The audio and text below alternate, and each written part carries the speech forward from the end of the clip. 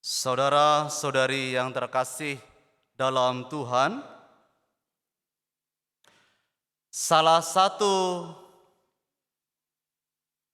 hal yang ironis dalam kehidupan kita umat beriman itu adalah tentang kesetiaan Allah. Allah itu setia, tetapi umat beriman seringkali menyalahgunakan kesetiaan Allah.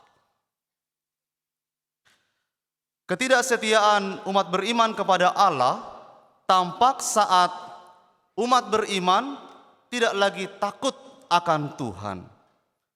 Umat tidak lagi menaruh rasa hormatnya kepada Tuhan dan mereka mengabaikan kesucian tempat-tempat di mana mereka berjumpa dengan Tuhan. Ketika umat beriman sudah kehilangan rasa takut akan Tuhan dan hormat pada Tuhan, maka biasanya yang menyusul ialah kehidupan moral mereka merosot. Para pemimpin bangsa Israel dikatakan dalam kitab suci hari ini tidak setia kepada Tuhan. Dan kita dapat melihat apa yang menjadi akibatnya. Hidup moral mereka merosot. Iman kiranya haruslah menjadi prioritas dalam kehidupan setiap orang. Sebab iman itu menjadi tonggak yang kuat yang memungkinkan setiap umat beriman hidup dengan benar bagi Tuhan dan dengan sesama. Saudara-saudari yang terkasih, namun demikian meskipun umat beriman seringkali menyalahgunakan kesetiaan Tuhan, seringkali memanfaatkan secara keliru kesetiaan Tuhan, tapi Tuhan itu tidak pernah mengabaikan kesetiaannya kepada umatnya. Sebagaimana dikatakan dalam bacaan pertama hari ini juga, Tuhan berulang-ulang mengirimkan pesan melalui para utusannya. Karena satu hal ini, Tuhan sayang kepada bangsa Israel, bangsa pilihan. Tuhan sayang kepada bangsanya Israel dan kepada tempat-tempat kediamannya.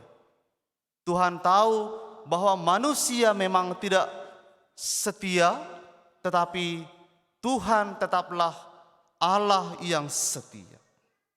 Sekali Tuhan menaruh sayang pada bangsanya, selamanya Tuhan akan tetap sayang kepada mereka. Dosa memang jahat dan buruk di mata Tuhan. Tapi Tuhan tahu bahwa dosa hanya dapat dipulihkan dengan kasih sayang, dengan belas kasihan. Dosa hanya dapat dikalahkan oleh Tuhan dengan kasih-Nya yang tak terbatas bagi bangsa Israel. Kasih Tuhan itulah yang menyelamatkan bangsa Israel. Kasih Tuhan itulah yang memulihkan kesetiaan bangsa Israel. Dengan cara yang sama, kasih itu jugalah yang menyelamatkan kita orang-orang yang berdosa di hadapan Tuhan. Saudara-saudari yang terkasih, sudah tampak di dalam kehidupan kita juga bagaimana kehidupan umat beriman itu berproses. Meskipun Tuhan selalu berulang-ulang untuk mengasihi kita, mengasihi bangsanya, tetapi toh manusia ini, umat beriman ini tetap butuh waktu, butuh proses untuk setia, untuk sungguh-sungguh mencintai Tuhan. Berulang-ulang Allah mengasihi manusia, berulang-ulang juga manusia jatuh dalam ketidaksetiaan. Dalam kitab suci kita dapat menemukan bahkan dengan kata yang lebih keras lagi. Manusia, umat beriman yang dikasihi Tuhan itu justru mengkhianati Tuhan. Mengkhianati. Mereka berbuat sesuatu yang memang jahat di mata Tuhan. Dan Tuhan itu dikatakan dalam kitab suci menaruh murka kepada mereka. Saudara-saudari, saya kira kita perlu merenungkan ini dengan pelan-pelan dalam hati kita. Karena saya yakin bukan hanya saya, seringkali umat beriman itu mengklaim bahwa penderitaan itu Tuhan sendiri yang inisiatif memberikan penderitaan itu kepada manusia. Tapi kalau kita membaca lebih mendalam, sejatinya karena pengkhianatan bangsanya lah Allah lalu menaruh murka kepada mereka. Israel pada hari ini yang kita dengarkan ini, mereka yang mengkhianati Tuhan, maka datanglah murka Tuhan kepada mereka. Sejak awal mula Tuhan menghendaki ciptaannya baik adanya. Seluruh dunia ini diciptakan oleh Tuhan, termasuk manusia di dalamnya, baik adanya. Tuhan menghendaki Israel umat pilihan itu hidup baik juga adanya. Tetapi mereka tidak setia untuk hidup baik adanya. Saudara-saudari, kita juga dikehendaki Tuhan hidup baik adanya. Tapi kitalah yang tidak bertahan hidup baik adanya. Kita ternyata tidak sanggup untuk setia. Memang para saudara-saudari, kesetiaan itu adalah rahmat dari Tuhan. Maka kita perlu berdoa untuk setia. Ajari kami Tuhan untuk setia sebagaimana Engkau setia. Itu doanya orang-orang yang mau setia kepada Tuhan. Saudara-saudari yang terkasih, maka dapat kita katakan bahwa manusialah yang mendatangkan kebinasaan atas hidupnya. Namun demikian, Tuhan tetaplah Tuhan. Sekali Tuhan menyatakan dirinya adalah kasih, Tuhan tidak dapat mengingkari kasih itu sampai akhir hidupnya, sampai akhir zaman. Ketika Tuhan menyatakan diri kepada bangsa Israel, "Akulah Allah Abraham, Ishak dan Yakub," maka selama itu juga, selama ada keturunan Abraham, Ishak dan Yakub, kasih Allah itu tetaplah setia. Saudara-saudari yang terkasih, Tuhan telah menyatakan kasih-Nya kepada kita dalam diri Yesus Kristus yang kita imani. Yesus adalah wajah kerahiman Allah yang datang untuk kita, bukan pertama-tama untuk menghakimi, tapi untuk mengampuni, memberi kita kasih-Nya supaya kita diselamatkan. Maka indah sekali yang diwartakan oleh Santo Paulus pada hari ini. Dalam Yesus, hidup kita telah menjadi kaya dengan rahmat. Kita memang telah mati karena kesalahan-kesalahan kita, tapi kita hidup oleh kasih karunia. Saudara-saudari, kiranya itu menjadi poin penting dalam kehidupan kita, bahwa Tuhan telah menebus kita dari dosa-dosa kita, dari kesalahan kita, bukan karena kita pantas untuk dikasihi, tapi karena kita memang diangkat oleh Tuhan, dijadikan oleh Tuhan sebagai orang yang patut untuk dikasihi. Saudara-saudari yang terkasih dalam Tuhan, betapa indahnya bila hidup kita ini, hidup bersama ini, menghadirkan pengampunan yang dari Tuhan kepada sesama. Betapa indahnya hidup bersama ini bila kita bersama dapat melampaui rasa benci, rasa penghakiman dan persaingan dalam kehidupan kita. Setiap kita hendaknya terpanggil untuk menyadari sungguh bahwa hidup kita ini telah ditebus oleh kasih Tuhan.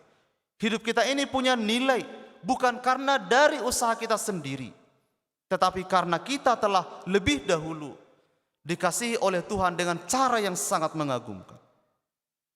Maka kehadiran umat beriman, kehadiran saya, kehadiran kita bersama ini haruslah menjadi kehadiran yang menyelamatkan, kehadiran yang memberi diri, yang datang untuk melayani, bukan untuk dilayani.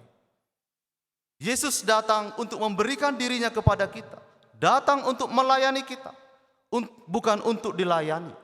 Kiranya itu juga spirit kita dalam kehidupan beriman, yang datang untuk memberi diri dan untuk melayani dalam cinta kasih. Dan semangat solidaritas dan subsidiaritas yang kita renungkan hari-hari ini, pada hari-hari pertobatan ini, kiranya itu menjadi gema yang selalu terdengar bagi banyak orang.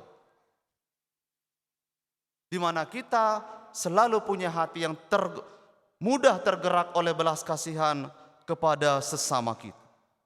Saudara-saudari, mari kita selalu ingat bahwa kita bersama punya tanggung jawab iman dan moral bagi saudara-saudari di sekitar kita. Kita punya tanggung jawab untuk mensejahterakan saudara-saudari kita dan terutama untuk menyelamatkan jiwa mereka. Suatu kali seorang rahib ditanya, menurut kamu siapakah yang akan lebih dahulu masuk surga? Kemudian dia berkata, surga itu bukan soal siapa lebih dulu, siapa menang, siapa kalah. Siapa yang lebih dulu, siapa yang kemudian. Surga itu adalah berjalan bersama dan tiba bersama-sama. Lebih baik kita berjalan lambat tapi bersama daripada kita menang, masuk lebih dahulu tapi sendirian. Saudara-saudari, saya kira logika itu yang perlu juga menjadi permenungan kita, bahwa menjadi murid Yesus bukan berarti saya mau saya mau masuk surga, tapi kami ingin selamat bersama-sama. Santo Paulus hari ini mewartakan kepada kita, keselamatan itu bukanlah hasil usaha kita, melainkan pemberian Allah. Keselamatan itu bukan hasil pekerjaan kita, tapi itu adalah anugerah dari Tuhan. Maka tidak ada Bapak Ibu alasan bagi kita untuk memegahkan diri. Tidak ada alasan bagi kita untuk mengklaim diri kita yang baik, yang paling baik. Kesucian ini bukanlah hasil usaha kita semata, tapi kesucian ini adalah ungkapan dari apa yang Tuhan telah nyatakan kepada kita, karena Tuhan telah lebih dahulu mengasihi kita dan menyucikan hidup kita. Allah telah menjadikan kita bukan hidup dalam dosa, tapi Allah menjadikan kita hidup dalam kasih Yesus Kristus, supaya kita juga selalu hidup di dalam kasih itu. Saudara-saudari yang terkasih, pada hari Minggu Letar ini, mari kita bersama-sama selalu mengarahkan diri kita kepada Yesus.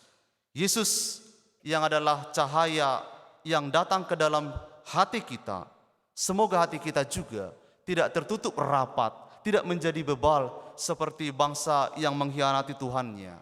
Tapi semoga pertobatan ini membuka pintu lebar-lebar kepada Tuhan, untuk didiami oleh Tuhan dan kasih-Nya yang tiada batas. Tuhan memberkati.